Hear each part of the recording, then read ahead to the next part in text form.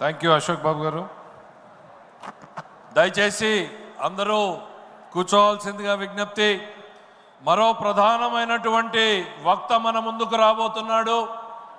దయచేసి 2 నిమిషాలు ప్రశాంతంగా కూర్చోవాలని చెప్పి కోరుతున్నాను. యువతరం శిరమెత్తితే, నవతరం గళమెత్తితే ఈ లోకమే మారిపోదా, ఈ చీకటే పారిపోదా అనే స్ఫూర్తితో కార్యకర్తల్లో చైతన్యాన్ని రగిల్చి వారిని సైనికులుగా తీర్చిదిద్దిన తెలుగుదేశం సేనాని కార్యకర్త కాల్లో ముళ్ళు కూర్చుంటే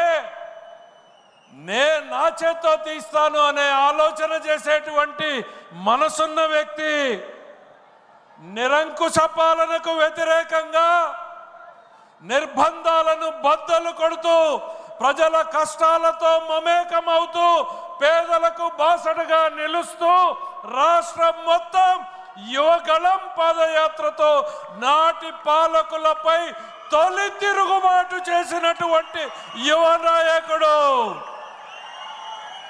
అడ్డంకులు ఎన్నైనా, అడ్డంకులు ఎదురైనా గమ్యాన్ని చేరనిదే వెనకడుగు వేయని పట్టు వదలని విక్రమార్కుడు. యువత కలలే తన లక్ష్యంగా మరల్చుకున్న నాయకుడు. మారుతున్న కాలంలో పార్టీలో మార్పులు అవసరమంటూ పార్టీ బలోపేతానికి శ్రీకారం చుడుతున్నటువంటి నాయకుడు. తాత స్థాపించిన పార్టీని తండ్రి నడిపిస్తుంటే భవిష్యత్తును తీర్చిదిద్దడానికి సిద్ధమవుతున్న యువ నాయకుడు శ్రీ నారా లోకేష్ గారిని సగౌరవంగా ఆహ్వానిస్తున్నాం.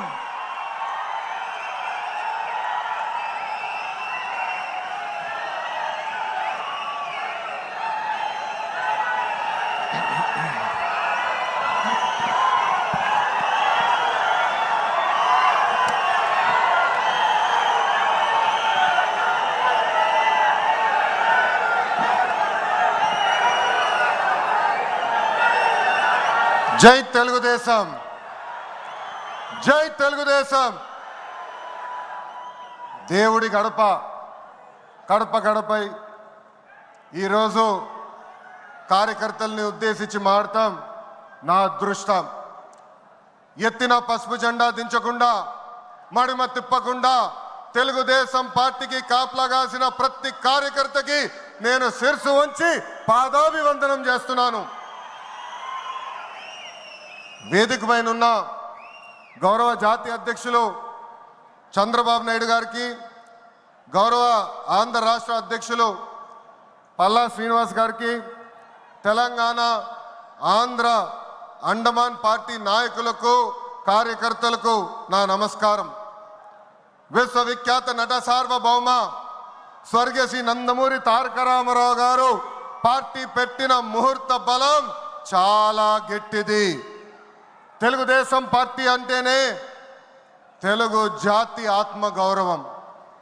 తెలుగుదేశం పార్టీ అంటేనే అన్నదాతకు అండ. తెలుగుదేశం పార్టీ అంటేనే పేదల కడుపు నిండా భోజనం పెట్టిన పార్టీ. తెలుగుదేశం పార్టీ అంటేనే కార్మిక కష్టాలు తీర్చేదానికి పుట్టిన పార్టీ.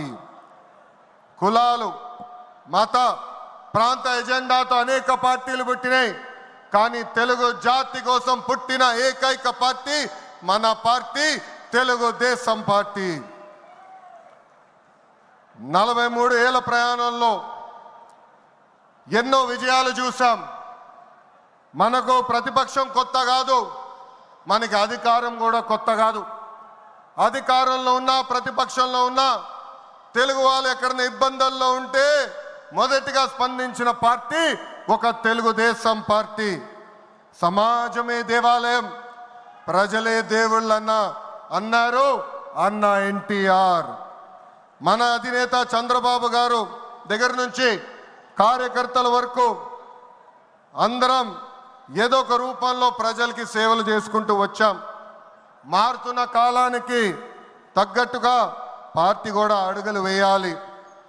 ఎప్పటికప్పుడు పార్టీలో చర్చ జరగాలి, ప్రజలకు మరింత దగ్గర అవ్వాలి, ప్రణాళికలు సిద్ధం చేసి ఆ ప్రణాళిక పైన మహానాడులో చర్చించాల్సిన బాధ్యత మనందరిపైన ఉంది. పార్టీ మరొక 40 ఏళ్ల పాటు నడిపించడానికి అవసరమైన కీలక నిర్ణయాలు మనం ఈ మహానాడు వేదికగా చర్చించాలి. తెలుగువారి ఆత్మ గౌరవం పార్టీ మూల సిద్ధాంతం. దీంతో పాటు మారుతున్న ప్రజల అవసరాలు తగ్గట్టుగా పార్టీలో కీలకమైన విధానం తీసుకుని రావాల్సిన అవసరం చాలా చాలా ఉంది. కాలం మారుతున్నాయి, ప్రజల అవసరాలు మారుతున్నాయి, వాళ్ళ ఆలోచనల విధంగా మనం నడవాల్సిన అవసరం ఉంది.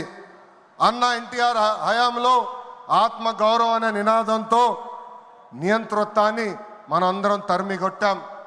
మన చంద్రన్న హయాంలో ఆత్మవిశ్వాసంతో తెలుగు ప్రజల భవిష్యత్తుకు పునాది మనం వేశాం. ఇప్పుడు అదే స్ఫూర్తితో ప్రజలకు, పార్టీకి, కార్యకర్తలకు మంచి భవిష్యత్తు అందించాలన్న లక్ష్యంతో సరికొత్త నినాదాన్ని రూపొందిస్తున్నాము. దీనికోసం 6 శాసనాలు నేను ఈరోజు మీ ముందు ప్రతిపాదిస్తున్నా. నా తెలుగు కుటుంబంలో భాగంగా ఈ 6 శాసనాలు ఉంటాయి. మొదటిది తెలుగు జాతి విశ్వఖ్యాతి, 2 యువగలం, 3 స్త్రీ శక్తి, 4 పేదల సేవల్లో సోషల్ రీఇంజనీరింగ్, 5 అన్నదాతకు అండగా, 6 కార్యకర్తలే అధినేత.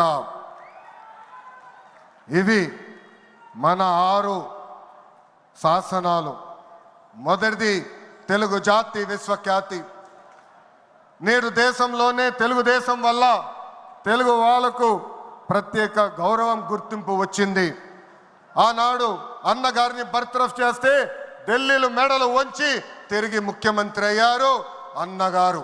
అదే తెలుగు జాతి పౌరుషం. తెలుగు వారిని ప్రపంచంలో పెట్టింది మన చంద్రన్న. కులం, మతం, ప్రాంతం అతీతంగా అన్ని రంగాల్లో ప్రపంచంలోనే నంబర్ 1 స్థానంలో తెలుగు జాతి ఉండాలి. అన్ని రంగాల్లో మన తెలుగువారు ముందు ఉండాలి. ఇది ఎజెండాగా పెట్టుకుని మనందరం పని చేయాల్సిన అవసరం ఉంది. రెండోది యువగలం. తెలుగుదేశం పార్టీలో యువతకు పెద్ద పీట వేస్తున్నాం. వేదికమైన మీరు చూస్తే అర్థమవుతుంది. మొన్న జరిగిన ఎన్నికల్లో 164 శాసనసభ్యుల్లో 88 మంది మొదటిసారి గెలిచిన శాసనసభ్యులు ఉన్నారు. కేబినెట్లో కూడా తీసుకుంటే 25 మంత్రులకి ఏకంగా 17 మంది మొదటిసారి మంత్రులుగా కూడా నియమించారు గౌరవ జాతీయ అధ్యక్షులు చంద్రబాబు నాయుడు గారు.